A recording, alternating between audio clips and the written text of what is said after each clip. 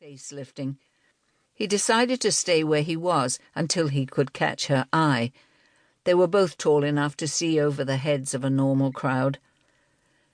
With a policeman's ingrained habit of inspection, he let his eye run over the crowd between them, but found nothing of interest.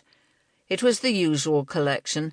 The very prosperous firm of Ross and Cromarty were celebrating the publication of Lavinia Fitch's 21st book, and since it was largely due to Lavinia that the firm was prosperous, the drinks were plentiful and the guests were distinguished. Distinguished in the sense of being well-dressed and well-known, that is to say. The distinguished in achievement did not celebrate the birth of Maureen's lover, nor drink the sherry of Messrs. Ross and Cromarty. Even Marta, that inevitable dame, was here because she was a neighbour of Lavinia's in the country. And Marta, bless her black and white chic and her disgruntled look, was the nearest thing to real distinction in the room. Unless, of course, this young man, whom he did not know, brought more than good looks to the party. He wondered what the stranger did for a living. An actor? But an actor would not stand baffled at the edge of a crowd, and there was something in the implied comment of his remark about the megaphone, in the detachment with which he was watching the scene, that divorced him from his surroundings.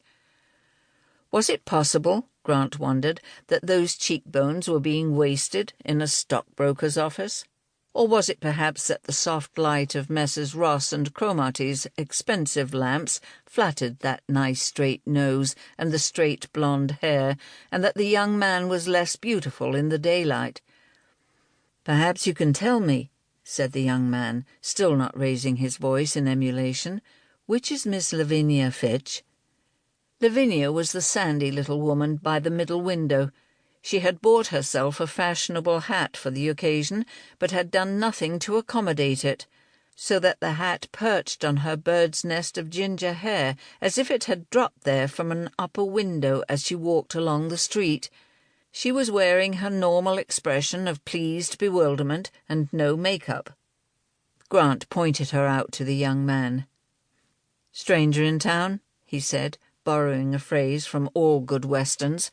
The polite formality of Miss Lavinia Fitch could have come only from the USA. "I'm really looking for Miss Fitch's nephew. I looked him up in the book and he isn't there, but I hoped he'd be here. Do you happen to know him, Mr. Grant?" "Mr. Grant? I know him by sight, but he isn't here. Walter Whitmore, you mean?" "Yes, Whitmore. I don't know him at all, but I want very much to meet him because we have had, a great friend in common." "I was sure he'd be here." "You're quite sure he isn't? After all, it's quite a party." "He isn't in this room. I know that, because Whitmore is as tall as I am, but he may still be around somewhere. Look, you had better come and meet Miss Fitch. I suppose we can get through the barricade if we have the determination." "You lean, I'll squirm," said the young man, referring to their respective build.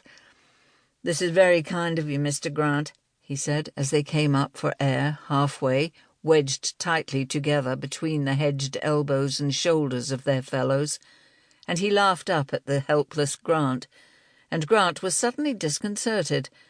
So disconcerted that he turned immediately and continued his struggle through the jungle to the clearing at the middle window where Lavinia Fitch was standing. "Miss Fitch," he said, "here is a young man who wants to meet you. He is trying to get in touch with your nephew." "With Walter?" said Lavinia, her peaked little face losing its muzzy expression of general benevolence and sharpening to real interest. "My name is Searle, Miss Fitch. I'm over from the States on holiday, and I wanted to meet Walter because Cooney Wiggin was a friend of mine too." "Cooney? You are a friend of Cooney's? Oh, Walter will be delighted, my dear, simply delighted. Oh, what a nice surprise in the middle of this, so unexpected. Walter will be pleased. Searle, did you say?" "Yes, Leslie Searle. I couldn't find Walter in the book." "No, he has just a pied-à-terre in town. He lives down at Salcott St. Mary like the rest of us, where he has